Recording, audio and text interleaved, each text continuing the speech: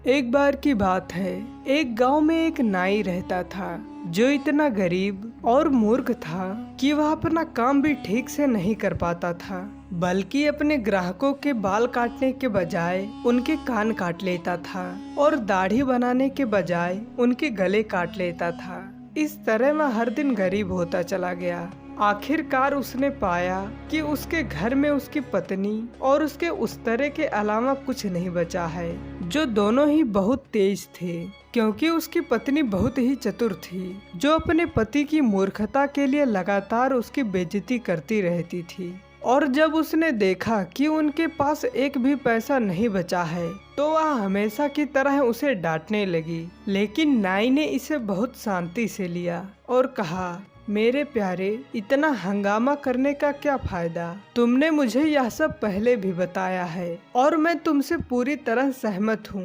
मैंने कभी काम नहीं किया, मैं कभी काम नहीं कर सकता और मैं कभी काम नहीं करूँगा, यह सच है। तब उसकी पत्नी ने जवाब दिया, तो तुम्हें भीख मांगनी चाहिए, क्योंकि मैं तुम्हें खुश करने के लिए भूखी नहीं रहूंगी। महल में जाओ और राजा से कुछ मांगो। वहाँ एक शादी की दावत चल रही है और वह निश्चित रूप से गरीबों को दान देंगे। नाई ने विनम्रता पूर्वक कहा, बहुत अच्छा मेरे प्यारे। वह अपनी चतुर पत्नी से डरता था, इसलिए उसने जैसा कहा उसने वैसा ही किया और महल में जाकर राजा से कुछ देने की भीख मांगी। राजा ने पूछा, कुछ मतलब कौन सी चीज? अब नाई की पत्नी ने कुछ खास नहीं बताया था और नाई खुद कुछ सोचने में बहुत ही ज्यादा व्याकुल था, इसलिए उसने सावधानी से उत्तर दिया, हाँ महाराज, कुछ। राजा ने कहा, क्या जमीन का एक टुकड़ा काम आएगा? जिस पर आलसी नाई मन ही मन खुश हुआ और सोचा कि शायद जमीन का एक टुकड़ा किसी और चीज से बेहतर होगा। फिर राजा से कहा, ठीक है। तब राजा ने आदेश दिया कि शहर के बाहर एक बंजर भूमि का टुकड़ा नाई को दे दिया जाए। यह बात सुनकर नाई संतुष्ट होकर घर चला गया। घर पहुंचने के बाद नाई की चतुर पत्नी ने पूछा, जो बेसब्री से उसके लौटने का इंतजार कर रही थी, अच्छा तुम्हें क्या मिला? मुझे जल्दी से दे दो ताकि मैं जाकर रोटी खरीद सकूं। और आप सोच सकते हैं कि जब उसने पाया कि उसे सिर्फ बंजर जमीन का एक टुकड़ा मिला है, तो उसने उसे कैसे डांटा होगा। लेकिन फिर नाई विरोध करते हुए बोला, लेकिन जमीन तो जमीन है, यह भाग तो नहीं सकती, हमें कुछ न कुछ मिल ही जाएगा। उसकी चतुर पत्नी भड़क गई और बोली, कभी ऐसा भी बेवकूफ देखा है? जमीन से तब तक क्या फायदा जब तक हम उसे जोत नहीं सकते, और हमारे पास बैल और हल कहाँ से आएंगे? लेकिन जैसा कि हमने बताया कि नाई की पत्नी बहुत ही चालाक थी, उसने सोच विचार किया और जल्द ही एक योजना बना ली जिससे इस मुश्किल हालात का फायदा उठाया जा सके। वह अपने पति को लेकर उस बेकार पड़ी जमीन पर पहुंची और फिर अपने पति से कहा कि वह उसकी नकल करे। उसने खेत में इधर उधर घूमना शुरू किया और जमीन को ध्यान से देखने का नाटक करने लगी, लेकिन जब कोई वहां से गुजरता तो वह बैठ जाती और ऐसा दिखाती मानो कुछ कर ही नहीं रही हो। अब हुआ यूं कि 7 चोर पास की झाड़ियों में छिपे हुए थे और दिन भर से नाई और उसकी पत्नी को देखते रहे। धीरे धीरे उन्हें यकीन हो गया कि कुछ रहस्यमय चल रहा है, इसलिए शाम होते ही उन्होंने अपने एक साथी को भेजा कि वह जाकर पता लगाए कि मामला क्या है। चोर जब वहां पहुंचा तब नाई की पत्नी कुछ देर घुमा फिरा कर चोर से कहा, अरे असल में बात यह है, यह खेत मेरे दादा का था, जिन्होंने इसमें सोने से भरे 5 मटके गाड़ रखे हैं और हम खुदाई शुरू करने से पहले सही जगह का पता करने की कोशिश कर रहे थे।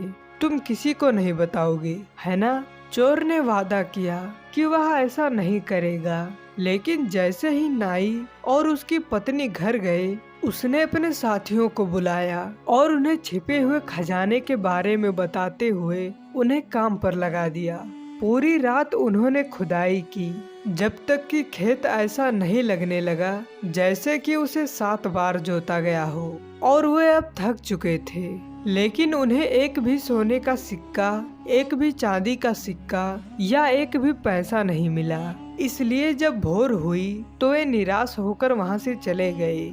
अगली सुबह जब नाई की पत्नी ने देखा कि उसका खेत कितनी खूबसूरती से जोत दिया गया है, तो वह अपनी चालाकी पर हंसी और अनाज वाले के दुकान पर गई और उधार में कुछ चावल ले आई ताकि खेत में बो सके।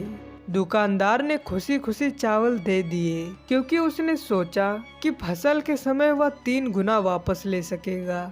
और ऐसा ही हुआ। आज से पहले कभी इतनी अच्छी फसल नहीं हुई थी।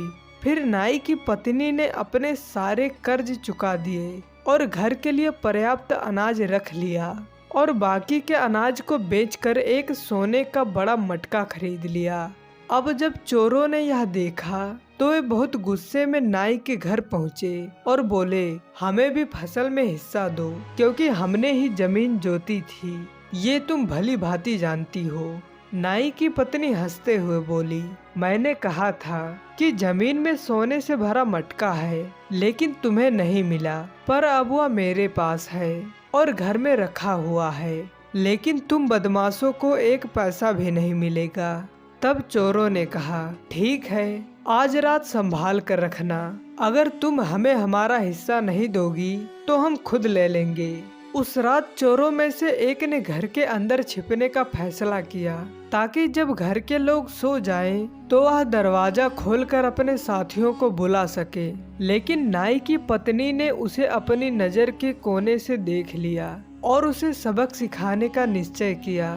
जब उसके पति ने डरते हुए उससे पूछा कि उसने सोने के सिक्कों का क्या किया, तो उसने जवाब दिया, उन्हें ऐसे जगह छिपा दिया है कि कोई ढूंढ ना पाए। मिठाइयों के नीचे दरवाजे के पास जो कोने में मटका रखा है उसमें। यह सुनकर चोर खुश हो गया और जब सब शांत हो गए तो वह मटके को ढूंढते हुए धीरे से बाहर निकला और उसे अपने साथ ले गया। अपने साथियों को उसने बताया कि उसने खजाना पा लिया है। पीछा किए जाने के डर से वो एक झाड़ी में जाकर बैठ गए और लूट का बंटवारा करने लगे। चोर ने कहा कि सबसे ऊपर मिठाई है, पहले हम उन्हें बांट लेंगे और फिर हम उन्हें खाएंगे। इसलिए उन्होंने अंधेरे में जितना हो सका उतना मिठाई बांट ली।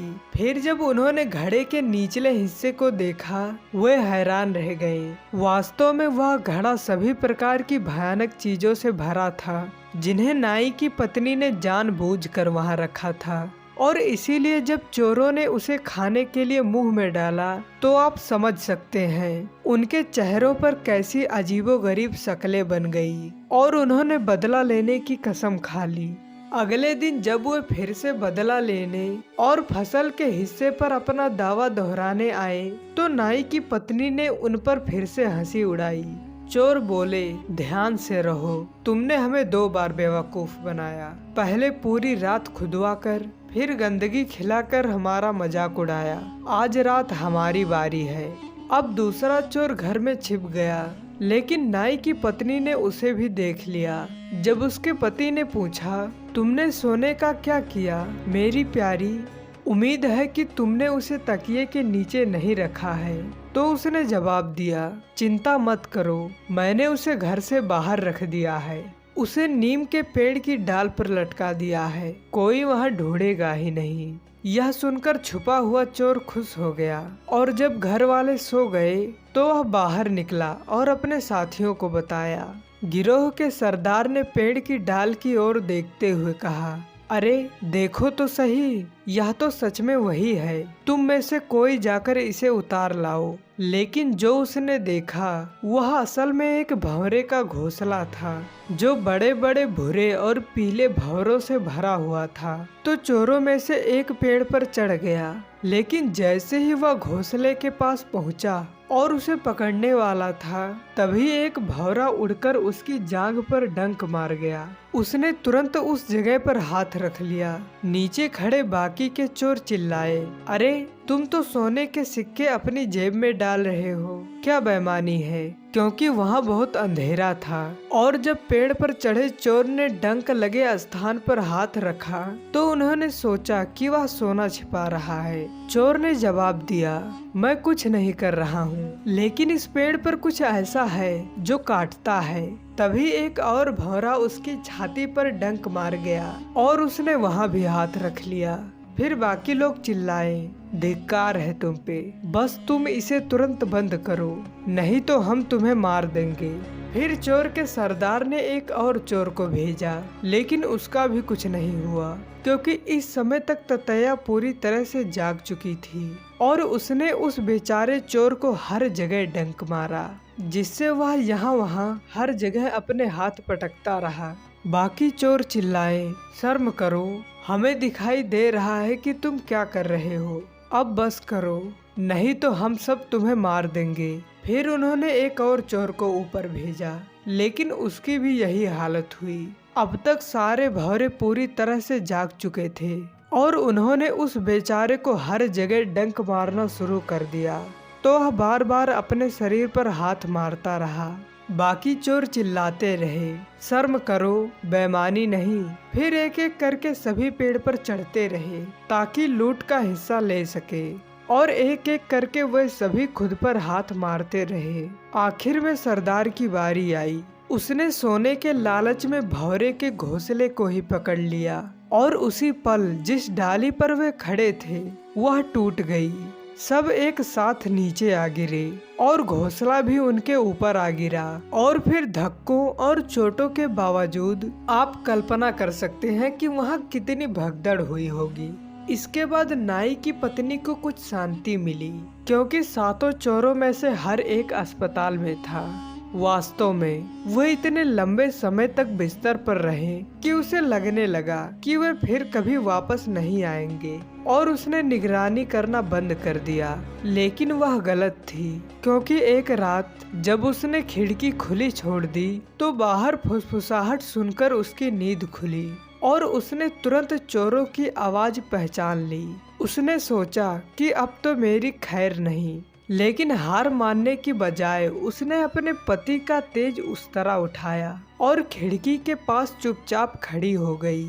थोड़ी देर में पहला चोर धीरे से खिड़की से झांकने लगा। जैसे ही उसकी नाक अंदर आई, झट से उसने उस तरह चलाया और उसके नाक का सिरा काट लिया।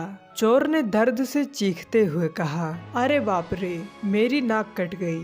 तभी दूसरे चोर ने उसे डांटा, चुप रहो, किसी को पता चल जाएगा, मैं देखता हूँ। पर जैसे ही उसने अपना सिर अंदर किया, उसकी भी नाक का सिरा कट गया। अजीब है, उसने हैरान होते हुए कहा। अब तीसरे चोर की बारी आई। उसने सोचा बाकी दोनों तो बेवकूफ हैं, मैं देखता हूँ। लेकिन जैसे ही उसने खिड़की से सिर डाला, उसकी भी नाक का सिर उड़ गया। चौथे, पांचवे और छठे चोर ने भी यही कोशिश की, पर सबकी नाक के सिरे उसी तरह कटते गए।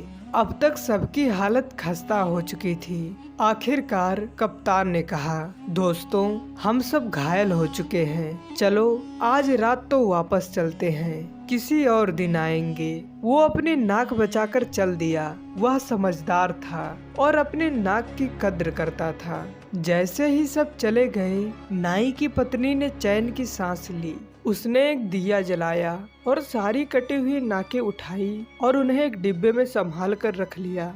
गर्मियों की शुरुआत होते ही जब लुटेरों की कटी हुई नाकें धीरे धीरे ठीक होने लगी, नाई और उसकी पत्नी ने सोचा कि अब खतरा टल गया है। लेकिन गर्मी बहुत बढ़ गई थी, तो दोनों ने अपने बिस्तर बाहर डाल लिए। उन्हें भरोसा था कि लुटेरे वापस नहीं आएंगे, लेकिन उनकी सोच गलत निकली। एक रात वे लुटेरे आए और बदला लेने का यह सुनहरा मौका देखकर वह बहुत खुश हुए।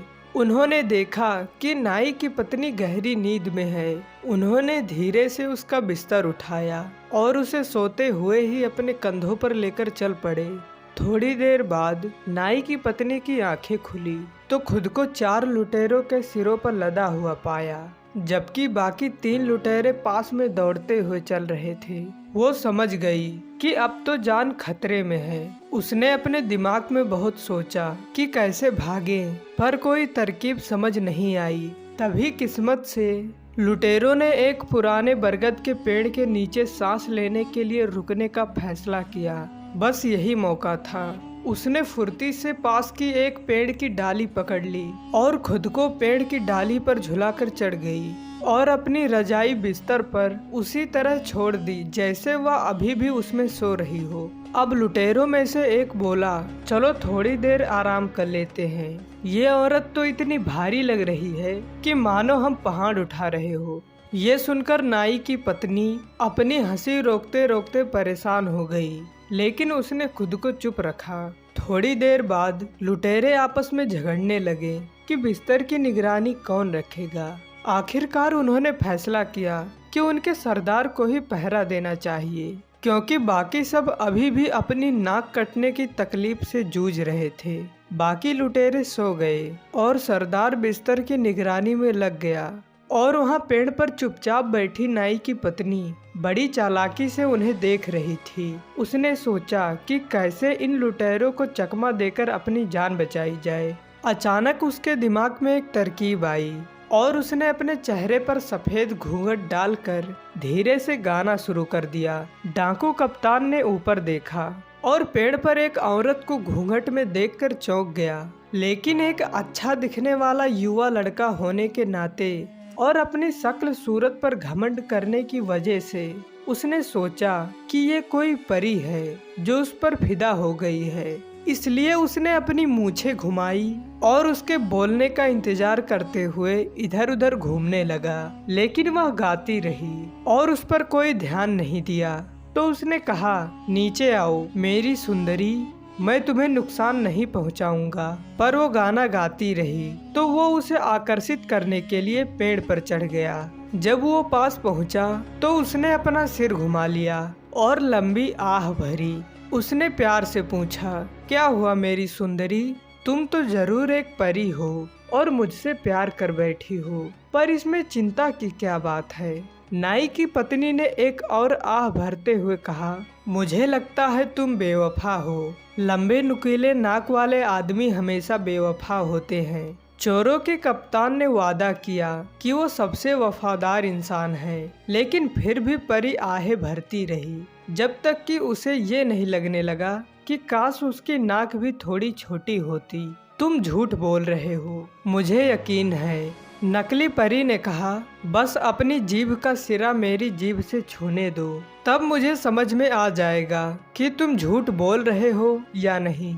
चोरों के कप्तान ने जैसे ही अपनी जीभ बाहर निकाली, झट से नाई की पत्नी ने उसकी जीभ का सिरा काट लिया। डर और दर्द के मारे वो पेड़ से सीधे जमीन पर धम से गिरा, जैसे कोई आसमान से आया हो। उसके साथी चोर उसके गिरने की आवाज से जाग गए और बोले, क्या बात है। उसने पेड़ की ओर इशारा करते हुए जवाब दिया, क्योंकि बिना जीभ के ठीक से बोल नहीं पा रहा था। बाकी चोर चिल्लाए, क्या हुआ भाई, जैसे कि जोर से बोलने से बात समझ में आ जाएगी। कप्तान ने फिर से पेड़ की ओर इशारा किया। एक चोर चिल्लाया, ये आदमी जादू में फंस गया है, जरूर इस पेड़ पर कोई भूत है। उसी समय नाई की पत्नी ने अपना घूंघट लहराया और जोर से चीखने लगी, जिस पर बिना देखे चोर बुरी तरह डर गए और अपने सरदार को घसीटते हुए भाग गए। और फिर नाई की पत्नी पेड़ से उतरी, बिस्तर को सिर पर रखा और आराम से अपने घर चली गई। इसके बाद चोरों ने सोचा कि ताकत से कुछ नहीं होगा, इसलिए वे अपना हिस्सा पाने के लिए कानूनी लड़ाई में उतर गए। पर नाई की पत्नी ने अपनी दलीलें इतनी चतुराई से पेश की और कटे हुए नाक और जीभ के टुकड़े को गवाह के तौर पर इतनी अच्छी तरह से पेश किया कि राजा ने नाई को अपना वजीर बना लिया और कहा, जब तक उसकी पत्नी जीवित है वह कभी कोई मूर्खतापूर्ण काम नहीं करेगा। तो दोस्तों, आपको ये कहानी कैसी लगी हमें कमेंट सेक्शन में ज़रूर बताना और इस वीडियो को एक लाइक करके चैनल को सब्सक्राइब जरूर कर लेना। तो चलिए मिलते हैं ऐसे ही कोई नेक्स्ट वीडियो में, तब तक के लिए अपना ख्याल रखें। धन्यवाद।